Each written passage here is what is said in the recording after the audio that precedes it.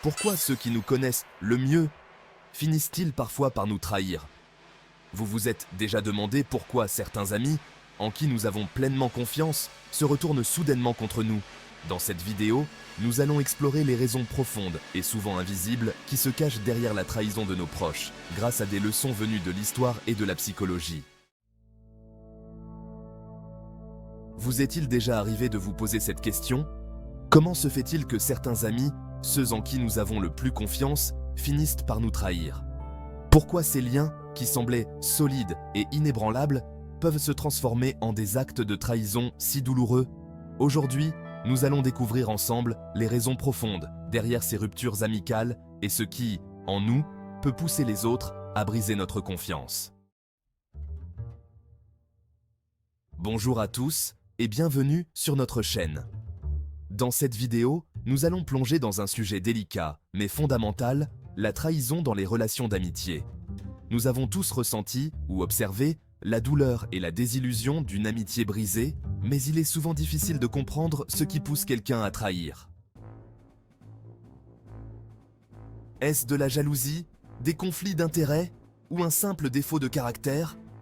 Pour y voir plus clair, nous allons décortiquer les éléments psychologiques et historiques qui se cachent derrière ce phénomène.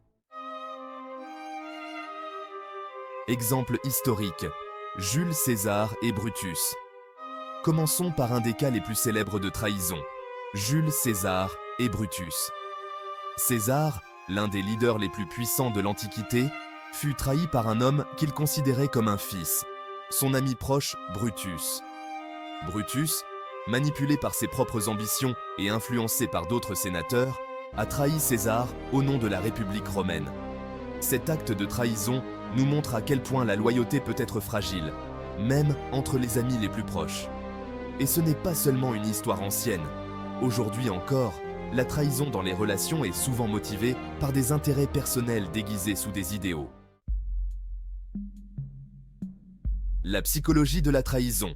Comprendre le phénomène de licence morale.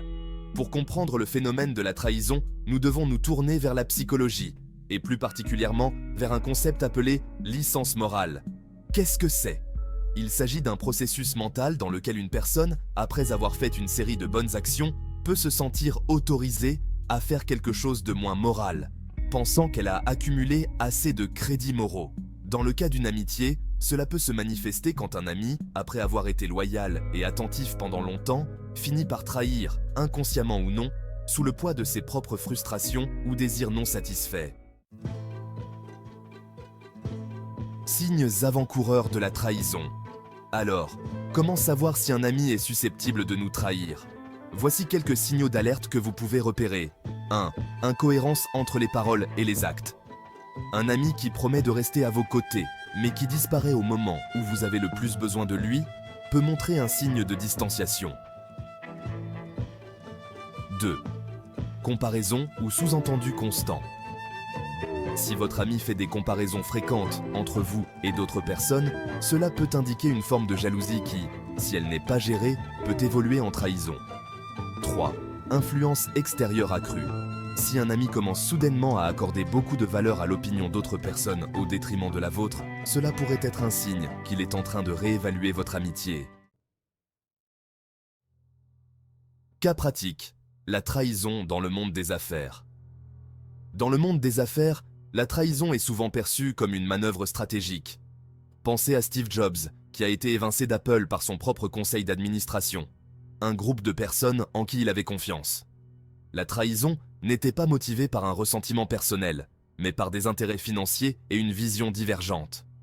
Cela nous rappelle que dans le monde professionnel, les alliances peuvent être fragiles, et les intérêts individuels finissent souvent par l'emporter sur la loyauté. Conseils pratiques pour gérer les relations et éviter la trahison. Alors, comment pouvons-nous nous protéger de ce genre de trahison? Voici quelques conseils. Premièrement, évaluez les amitiés de manière réaliste. Ne mettez pas vos amis sur un piédestal. Personne n'est parfait, et parfois, les gens que nous admirons le plus sont ceux qui peuvent nous décevoir le plus. Deuxièmement, ne pas hésiter à établir des limites claires. Les limites sont essentielles dans toute relation. Elles permettent à chacun de connaître ses attentes et d'éviter les conflits d'intérêts. Et troisièmement, surveillez les signes de jalousie et d'envie. La jalousie peut être un des déclencheurs les plus fréquents de la trahison. Si vous remarquez que votre succès ou vos réalisations semblent provoquer un malaise chez un ami, abordez le sujet avec tact. Comment surmonter une trahison? Si vous avez déjà subi une trahison, sachez que vous n'êtes pas seul et qu'il est possible de s'en relever. La première étape est d'accepter la douleur, sans chercher à la minimiser. Ensuite, vous pouvez transformer cette expérience en leçon en réfléchissant sur ce que vous avez appris sur la nature humaine et sur vous-même. Entourez-vous de personnes positives et fiables, et prenez le temps de reconstruire votre confiance en vous et en ceux qui vous entourent.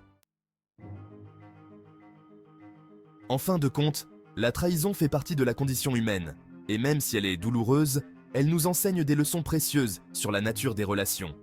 Si cette vidéo vous a apporté un éclairage nouveau, n'hésitez pas à laisser un pouce bleu, à vous abonner et à partager votre expérience en commentaire. Avez-vous déjà vécu une trahison? Comment l'avez-vous surmontée? Partagez votre histoire, elle pourrait bien aider d'autres à tourner la page. Merci d'avoir regardé, et à très bientôt pour une nouvelle analyse psychologique et philosophique. N'oubliez pas, même dans les moments de trahison, il est possible de grandir et de se renforcer. À très vite pour une nouvelle exploration.